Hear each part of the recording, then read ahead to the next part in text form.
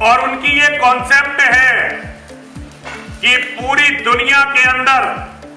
کسی بھی کافر کو کوئی بھی عورت رکھنے کا ادھیکار نہیں ہے، کیونکہ اللہ نے عورتیں کیول مسلمانوں کے لیے بنائی ہیں۔ کسی بھی کافر کو دنیا میں کوئی دھن سمپتی رکھنے کا ادھیکار نہیں ہے، کیونکہ دھن سمپتی دھرتی یہ اللہ نے بنائی ہے کیول مسلمانوں کے لیے۔ یہ میں کوئی انلگا پلاپ نہیں کر رہا ہوں، میں جو بھی اسلام کی جانکاری دیتا ہوں آپ کو وہ بہت ہی آتھینٹک ہے۔ جب آپ قرآن کا، ان کی حدیثوں کا، ان کے اسلام کے اتہاس کا ادھین کریں گے تو پائیں گے کہ میں ایک ایک شبد سچ بول رہا ہوں۔ ہندوؤں کو یہ عجیب لگے گا کیونکہ ان کے سنگٹھنوں نے، ان کے دھرم گروؤں نے، ان کے نیتاؤں نے انہیں کبھی بھی یہ نہیں بتایا۔ پہلے ایک شبد تھا دیش پریم اور آج شبد ہے راشٹرواد، اور یہ دونوں ہی شبد ہندو مسلم بھائی چارے کی بات کرتے ہیں۔ اس میں تک سے یہ ہے کہ ہندو چارہ ہے اور مسلمان آپس میں بھائی ہیں۔ اپنی اسپیچ کے حصے میں ہمارے جناب نرسنگھ وانی صاحب کہہ رہے ہیں کہ اسلامک رول کے مطابق اگر جہاد ہو جائے گا، غزوہ ہند ہو جائے گا اور اسلامک رول یہاں پر آ جائے گا، ایسا تو نہیں ہوگا، لیکن اگر ایسا ہو گیا تو پھر یاد رکھو کہ وہ بتا رہے ہیں کہ پھر کسی کو اسلام کے حساب سے کسی کافر کو اپنی عورت رکھنے کا کوئی اختیار نہیں رہے گا، کوئی اس کو رائٹ نہیں رہے گا کہ وہ اپنی عورت رکھ سکتا ہے۔ ہر عورت پھر مسلمان کی ملکیت ہوگی، ساری دولت جو بھی ہوگی، کوئی ہندو کو پھر اپنے پاس سمپتی رکھنے، دھن اور زمین رکھنے کا کوئی ادھیکار نہیں رہے گا، اور جو کچھ ادھیکار ہے وہ صرف مسلمان کا ہی ہوتا۔ یہ اسلام میں ایسا لکھا ہے۔ پھر وہ دہراتے ہیں کہ میں آتھینٹک بات کہہ رہا ہوں میرے بھائی، یہ کسی کتاب میں اس طرح سے اسلامک کسی کتاب میں یہ بات لکھی بھی نہیں ہے۔ قرآن میں ایسا نہیں ہے، حدیث میں ایسا نہیں ہے، فقہا نے ایسا نہیں لکھا، کہیں پر بھی اسلام میں اس طرح کی بات نہیں ہوتی ہے۔ اسلام میں اتنی زیادہ عزت اور اتنا زیادہ اہتمام کیا گیا ہے، اتنی زیادہ عزت دی جاتی ہے نان مسلم کو۔ جتنا اختلاف ہوتا ہے صرف انہی کے ساتھ ہوتا ہے جو کسی پر اٹیک کرتا ہو، اسی سے اختلاف ہے۔ باقی کوئی مسلم رہے، کوئی نان مسلم رہے، اس کو یعنی وہ مسلم نہیں ہے اس لیے اس کی بے عزتی کی جائے گی، اس کو رائٹ نہیں رہے گا، اس طرح سے اسلام میں ہے ہی نہیں ہے۔ اب آپ دیکھیں، یہ تو ہندوستان ہے، یہ تو ایک سیکولر ملک ہے، اور یہاں پر سارے دھرم کے لوگوں کو اپنی مرضی سے اپنے دھرم پر عمل کرنے کا، پریکٹس کرنے کا پورا سا حق ہے۔ یہ بہت اچھی بات ہے۔ لیکن اگر کوئی کنٹری ہو، اسلامک کنٹری ہو، وہاں پر اسلامک لا چلتا ہو، تو میں آپ کو بتاتا ہوں اسلامک لا کے بات، یہ جو بات بتائیں، پہلی بات یہ کہ کوئی کافر کو عورت رکھنے کا ادھیکار نہیں ہوتا، یہ تو بالکل جھوٹ ہے۔ اس کو تو آپ نکال ہی دیں کہ ایسی کوئی بات میں پچھلے 20-25 سال سے اسلامک اسٹڈیز کی فیلڈ میں ہوں، لیکن میں زندگی میں کبھی سنا ہی نہیں یہ ورڈ۔ آج پہلی مرتبہ میں ہمارے نرسنگھ وانی صاحب سے یہ جملہ سنا ہوں، تو پلیز اس طرح کی گندی بات دوبارہ نہ دہرائیں، یہ بہت خراب بات ہے۔ ہر عورت گھر کی عزت ہوتی ہے، عورت ہمارے وطن کی عزت ہوتی ہے، ہر خاندان، قبیلے، فیملی کی عزت ہوتی ہے، اس سے متعلق ایسی بات نہیں کرنا چاہیے۔ بالکل اس وقت میں جب کہ آپ ایک ریلیجیس کے گرو ہیں، آپ ریلیجیس گرو ہیں، ایک دھرم کے آپ گرو ہیں، اس ٹائم پہ تو آپ کی زبان سے ایسے الفاظ نہیں نکلنا چاہیے۔ ہم بھی اپنی زبان کو اس معاملے میں کبھی ایسے نہیں بولتے ہیں۔ عورت بہت عزت کا مقام ہوتا ہے، اس کی عزت کرنا چاہیے، اور اسلام میں اس کی عزت ہی ہے، اس کا گھر ہی اس کا گھر ہے، اور اس کے علاوہ مذہب کی بنیاد پر عورت نہیں بانٹی جاتی ہے، دھرم کی بنیاد پر عورت نہیں بانٹی جاتی۔ عورت اس کے گھر کی عزت ہوتی ہے، عورت اس کے اپنے گھر کی شان ہوتی ہے۔ بس اس سے زیادہ میں اس پر کچھ نہیں کہنا چاہتا۔ البتہ انہوں نے جو کہا کہ کسی ہندو کو سمپتی اور دھن رکھنے کی، زمین رکھنے کی یا دھن رکھنے کی اس کو پرمیشن یا ادھیکار نہیں ہوتا ہے، تو میں آپ کو سنا دیتا ہوں۔ ہمارے پروفٹ محمد صلی اللہ علیہ وآلہ وسلم کے جو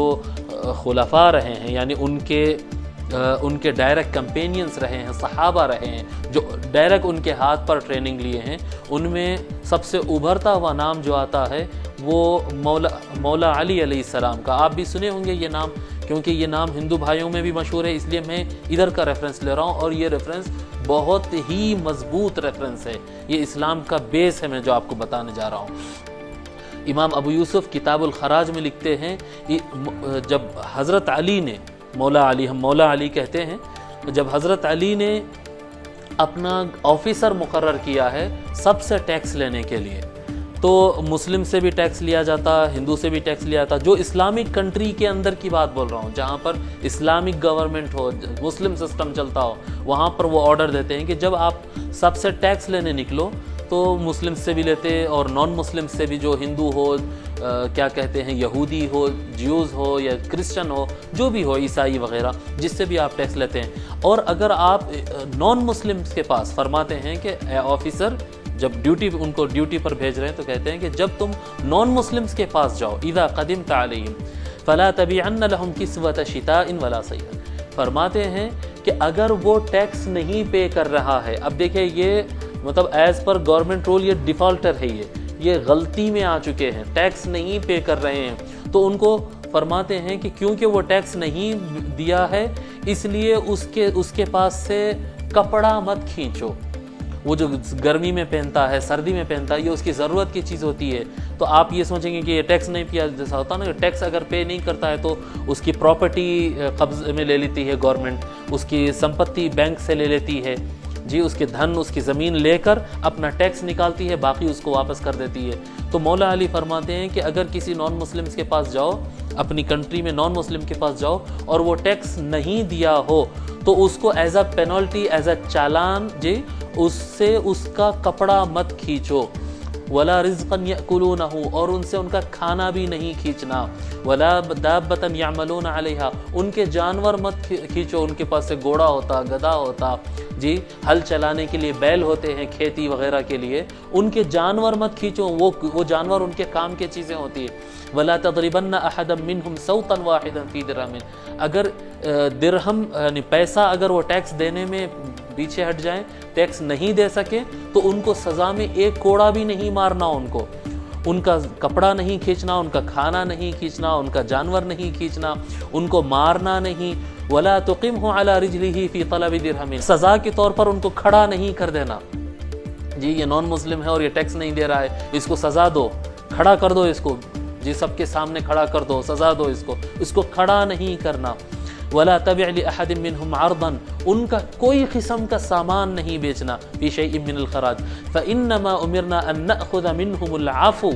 فرماتے ہیں کہ ہم کو آرڈر دیا گیا، یعنی پروفٹ محمد صلی اللہ علیہ وسلم نے ہم کو یہ بتایا ہے کہ نان مسلم کے ساتھ اگر معاملہ کرو تو ہمیشہ نرمی اور معافی کے معاملے کے ساتھ کرو، اگر اس سے غلطی ہو جائے تو بھی معاف کرنے کا سسٹم رکھو، یہ اسلامک رول ہے۔ آپ کون سا اسلام پڑھ لیے؟ آپ کہاں سے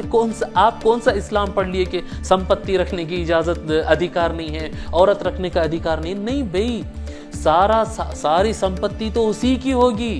ایز اے گورنمنٹ رول جو ٹیکس ہوتا ہے، جو آپ اور میں ہم دے رہے ہیں، اگر ہم اپنے مکان کا، زمین کا اور اپنی انکم کا اگر ٹیکس گورنمنٹ کو نہ دیں تو گورنمنٹ کو رائٹ ہے کہ وہ ہم سے ہمارا مکان کھینچ کر وہ اپنا ٹیکس ادا کروا سکتی ہے، یا پھر ہم کو سود کے ساتھ، جی سود اور انٹرسٹ کے ساتھ ہم سے ٹیکس وہ وصول کر سکتی ہے، ہم کو جیل ڈال سکتی ہے، اتنے رول ہے۔ لیکن اسلام یہ بتاتا ہے، کتنی نرمی بتایا ہے کہ نان مسلم اگر ٹیکس نہیں پے کرے تو اس کے ساتھ نرمی کا آرڈر ہے، سختی نہیں کرنا۔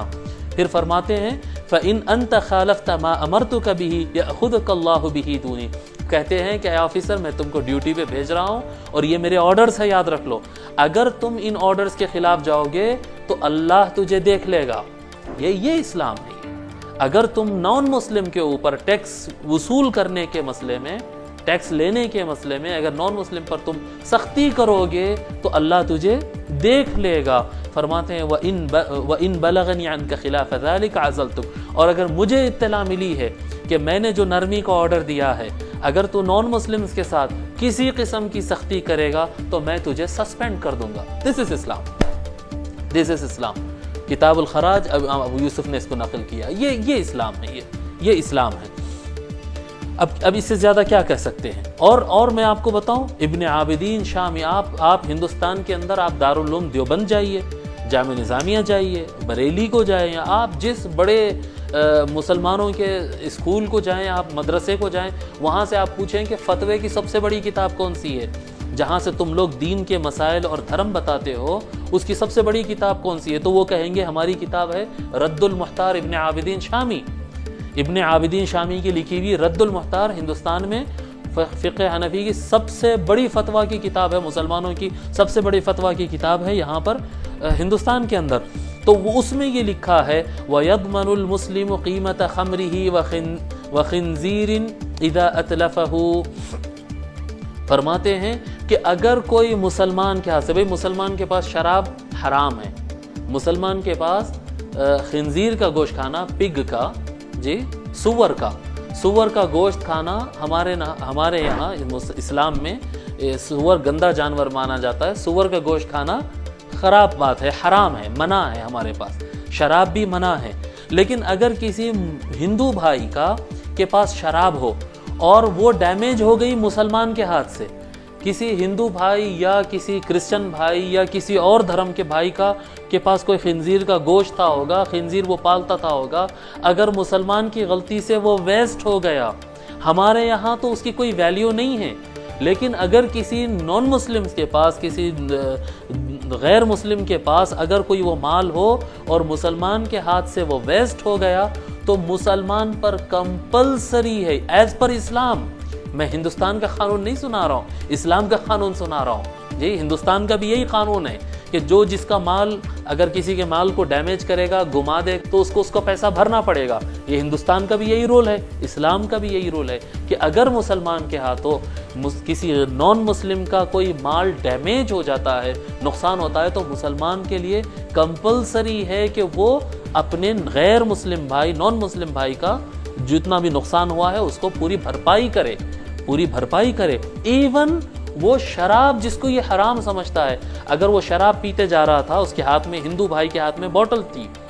اسلام کے حساب سے اگر ہندو بھائی کے ہاتھ میں بوٹل ہے، وہ شراب پینے بیٹھا ہے، اور یا کرسچن کے ہاتھ میں یا کوئی بھی ہو جو غیر مسلم ہو، نان مسلم کے ہاتھ میں شراب کی بوٹل وہ پینے جا رہا ہے، اگر مسلمان بھائی اس کو گرا دے شراب کو، تو کمپلسری ہے از پر اسلام وہ شراب کا پیمنٹ، کتنا پیسہ ہوتا ہے، کتنا چالان ہوتا ہے، جتنا پیسہ اس کا ہوتا ہے، وہ پورا پیسہ وہ اپنے ہندو بھائی یا جو بھی غیر مسلم بھائی ہے اس کو پے کرے۔ یہ ہے اسلام۔ آپ کہتے ہیں کہ اسلام میں نان مسلم کو سمپتی رکھنے کی پرمیشن نہیں ہے۔ مزید ویڈیوز اور اپڈیٹس کے لیے ہمارا چینل سبسکرائب کریں، جنتا سدی اردو۔